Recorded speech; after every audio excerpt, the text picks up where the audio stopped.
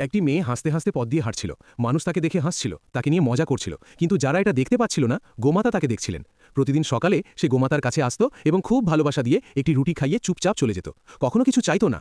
মানুষ তাকে রুটি খাওয়াতে দেখে বলতো, পাগল, গরুকে রুটি খাওয়ালে কি হয়? কিন্তু সে তাদের কথায় কান দিত না। সে গরিব ছিল, কিন্তু আত্মসম্মানী ছিল। দিনে সে অন্যের বাড়িতে কাজ করত, তাতে কিছু টাকা পেত, আর রাতে নিজের পড়াশোনা করত। একদিন তার কাছে খাওয়ার জন্য মাত্র একটি রুটি ছিল, সেটাও সে নিজে না খেয়ে গোমাতাকে খাইয়ে দিয়েছিল। একদিন তার জীবনে দুঃখের পাহাড় ভেঙে পড়ল। যখন লোকেরা রাগ করে তার কাছ থেকে ধার করা টাকা চাইতে এলো, তখন সে সবার কাছে হাতজোড় করে ক্ষমা চাইল এবং শীঘ্রই টাকা ফেরত দেওয়ার প্রতিশ্রুতি দিল।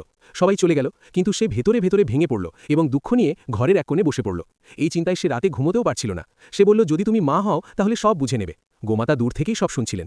পরের দিন সে একটি কোম্পানিতে চাকরির ইন্টারভিউ দিতে গেল। সেখানে তার পরিশ্রমের ফল পেল, তার নির্বাচন হয়ে গেল। সে খুব খুশি হল। এখন তার বেঁচে থাকার একটি নতুন আশা জাগল। সে বুঝতে পারল তার বিশ্বাস বৃথা যায়নি। সে গ্রামে ফিরে গোমাতাকে জড়িয়ে ধরে কাঁদতে কাঁদতে ধন্যবাদ জানালো।